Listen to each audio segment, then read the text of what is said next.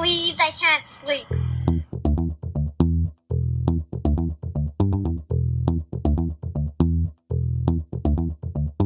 It's time to listen to Courtney at last on the Ramblings of an Insomniac podcast.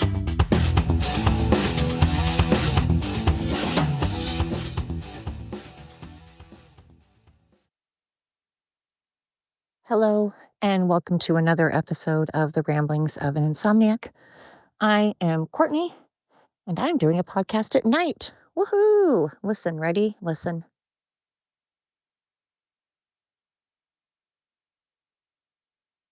Can you hear that?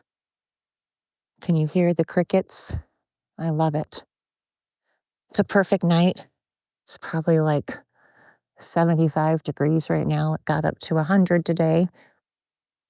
And I thought it would be a good night to come out and do an evening podcast because I have a lot of anxiety going on and a lot to process. And I thought it'd be a good time to do a podcast. So on that note, what has been keeping me up and what is going to most assuredly keep me up tonight? Well, so, gosh, how do I begin? It's extraordinarily frustrating when people, especially family, pin you down as a crazy person. They gaslight you. They have the audacity to get mad at you and angry with you and fight with you and totally gaslight you and make you feel like you're a crazy person and call you crazy and just deny and be so pathological about lying that they will say or do anything to make it look like you're crazy. And I've never understood people like that. It's so cruel. It's so mental. It's so pathological and just sociopathic. It really is. How dare somebody, especially people you're supposed to trust, when it's family and you have hardcore evidence of things and hardcore proof of things, and on top of the hardcore proof of things, when you also have a ton of things that just don't add up and that just do not make sense, and other people are noticing those things, and other people are realizing that these things are going on, and they bring them up to you, and then, like I said, then you have evidence. You know, it's frustrating when people just look right at you and they're like, how dare you think that I did something? How dare you suggest that I lied? And then they, do the whole eye off the ball thing. It's really sociopathic. It honestly is, because how dare you make somebody else think that they're crazy or call them crazy and then start a fight with them because of your guilty conscience, because you're projecting. So because you did something wrong, you're now going to lash out instead of just apologize and admit it. God forbid anybody apologize. God forbid someone admit that they're wrong. It is just always me. I'm always the bitch. I'm always crazy. I'm always delusional. Oh, you just don't sleep. You never sleep. And because you don't sleep, you forget things. You don't remember things. You're crazy because you don't sleep. Your hormones are crazy because you don't sleep. No, it's because I'm just an actual normal person that has a brain and common sense and isn't stupid. So it's exceedingly frustrating when I know that I'm correct and I'm being a much better, more mature person than I should be, and I'm reacting far better than I should be, And the other person would act a lot worse if the situation were reversed. And it's something that I definitely have a right to be upset by. But yet, when I'm told, no, you're just crazy, you're hormonal, you're tired, you're all these things, what an insult. What a shit, again, sociopathic thing to do to somebody. And this happens a lot. And it's infuriating because I've dealt with this my whole life. And it's an alcoholic thing. And no, I'm not talking about my son. This is just getting old. And then people wonder why I don't sleep and why I'm so anxiety ridden and why I don't trust. And I'm like, well, because my entire life I've been around people that I don't feel safe around, that I'm not safe around.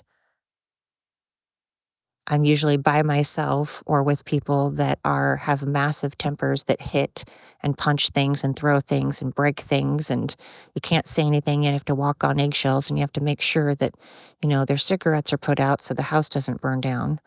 And they're fighting all the time. And so when you don't, and then you go to work and you've worked for crazy bosses, and you work for bosses that throw things and scream and yell. You don't have a place to go when you can't go home and you can't go to work. And when your entire life is just family dying on your birthday and dying all the time and lying and or not there for you. And the very few that are there for you, they all die when I was super young. So I've never had anything safe. The people that I had that were safe died when I was in my early 20s. It's just, it's really exhausting. It honestly is. It's just exhausting. And then people again wonder why I can't sleep. I'm here to tell you, after somebody who has suffered through a lot of stuff, I've never felt safe, and there's a lot of reasons why. There's a lot of reasons why I don't like to close my eyes at night. It's been my experience, bad things happen at night. And that's why I used to sleepwalk, and that's why I used to talk in my sleep, and that's why I used to wet the bed up until I was pretty darn old, like 12, because of all the crap that has happened in my life. And I keep trying to find people and things that I feel comfortable around, that I feel safe around. And I start to let my guard down, and then I don't know, I just get bit in the ass. And I don't want to sound like that boohoo victim, because obviously I pick wrong people to be around. But when they're family, you can't really pick your family, but I can choose to be around family or not. I can, as I talked about on one of my podcasts just the other day, choices.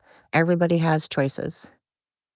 If I make my bed, I need to lie in it. I can't complain about it if I'm not going to change it. But there's a lot of things that go into it. Like I said before, like sometimes it's not just a black and white thing. I'm prepared for hard. I'm prepared for difficult. But this is hard and difficult on a whole different level. And it involves a lot of moving parts. And I'm stressed. And it's definitely going to keep me up tonight. That's for sure. My stomach is hurting. I don't want to eat. My head is hurting.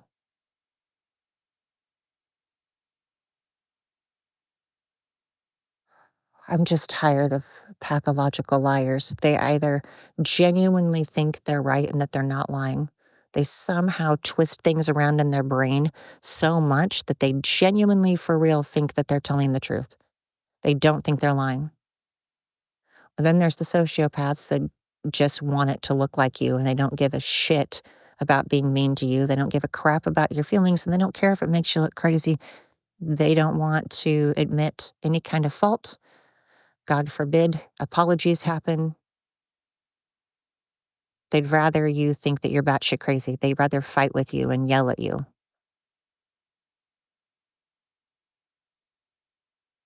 It's just incredibly, incredibly frustrating. and depressing and makes me have a lot of anxiety. And I'm just tired. Everyone's like, I don't get why you're so anxiety ridden. Well, you know what? I wish I weren't. It's not like I want to be this way. I'm really not choosing to be this way. I'm trying very, very hard not to. I have gone to counselors. I have tried medications. I have tried exercise and all of the things, horseback riding and all of that. But when you've got things that keep happening around you and family, people die a lot and just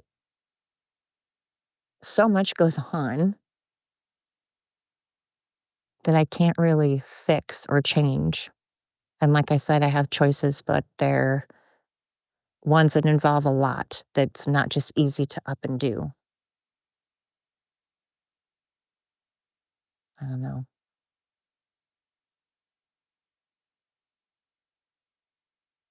So I come out and sit out at night and babble into my phone and then have you guys listen to it.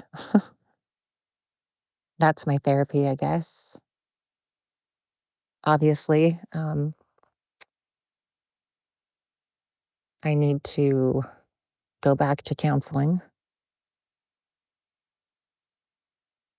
That involves money and it's pretty darn expensive. But I need to do it. I need to cut back on other things because obviously, again, choices. I can cut back on other stuff and then go to counseling. Oh, I don't know.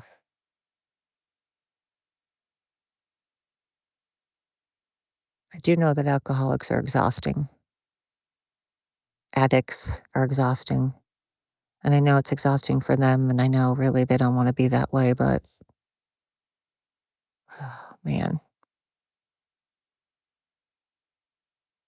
Anyway, I fear that tonight is going to be a very long night and tomorrow's going to be even longer. I have to seriously examine some things and reevaluate some things and come up with some solutions, some feasible solutions, make some tough decisions. But I'm, like I've talked about in my past podcast, I'm Nike, just do it. I just do it. Because if I think about things too much, I tend to not do them, like I've talked about before. And sometimes I've already weighed the pros and cons of things and I already know what I need to do. So I just need to do it and stop thinking about it and just do it. But again, there's a lot of moving parts and I'm just so tired. I'm 50 years old and I'm just exhausted from this. I just want to go live in the middle of nowhere with my sons and my animals and my grandsons. Well, my grandkids, my sons, my grandkids, and animals. And I don't know. I just can't do this anymore. I'm tired. I'm tired mentally and I'm tired physically. And I'm those that gaslight and do the whole making somebody else feel like they're crazy just because they don't want to apologize or admit they're wrong or admit they have a problem. That's just some fucked up mental shit right there. Especially when there's those people that do things for people just because they feel so guilty about lying to them. So they'll do things that they mask as doing things that are nice. Oh, look how nice I'm being. Look how kind I'm being. Look, I'm going out of my way to be nice and kind to help you. All for you. For you, not me at all. Bullshit. I've worked with too many people and been around too many people to know that unfortunately, it's usually because it benefits them. Addicts. When addicts do stuff, a lot of times it's because it benefits them or they feel really guilty about something that they've done and they're trying to basically buy you off, buy your affections and do stuff so that they don't feel guilty anymore, so that they can make it okay. Or narcissists do that a lot too. I'm not saying every addict does it at all. I'm well aware that not every addict does that. Don't think every addict does that. I'm just saying it is an addict thing though, and it's a narcissistic thing as well. buying you stuff to cover up for being an asshole and for lying, for projecting. You know that you're being shady. You know that you're lying. So you start doing nice things and looking like it's for them when you know it's to try to somehow in your head make what you did okay. God, I'm just sick of this. I'm so sick of this.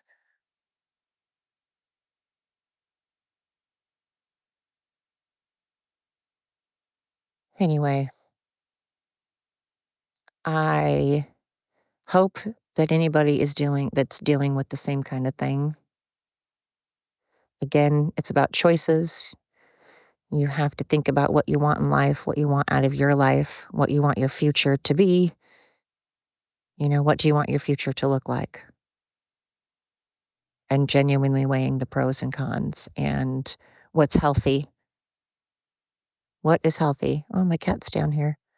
What is healthy for you? What is best for you? What is right for you? Again, those are hard choices. They're hard decisions. And there's probably a lot involved and it's not easy. But, oh my gosh, if you guys could hear my cat, he is purring so loud. Anyway, if you guys are struggling with choices and struggling with addicts or just struggling, I'm sorry. I really genuinely am. Try to break things down into smaller parts that you can handle, not look at the whole humongous picture necessarily, but just try to break things down one thing at a time. The things that you can control, the things that you can't control, get rid of. Things that you have no control over at all, get rid of. Break it down into things that you can control, and then break it down into little pieces that you can do tonight. Today, what can you do today? What can you do in the beginning part of the day? What can you do at the end of the day? What can you do this week? What can you do this month? What are the things you have control over? What are the choices that you have? What are the solutions to those choices? But if you're struggling, I'm sorry. I hope it gets better. I really do. And my cat apparently is saying the same thing. He is purring like crazy, so he's sending you guys his love as well. Lots of purrs. Anyway, this is a short one. I know it's just a quick little episode. And hey, it's nighttime. You guys can actually hear the crickets and hear the nighttime stuff. Ready? Before I go, listen.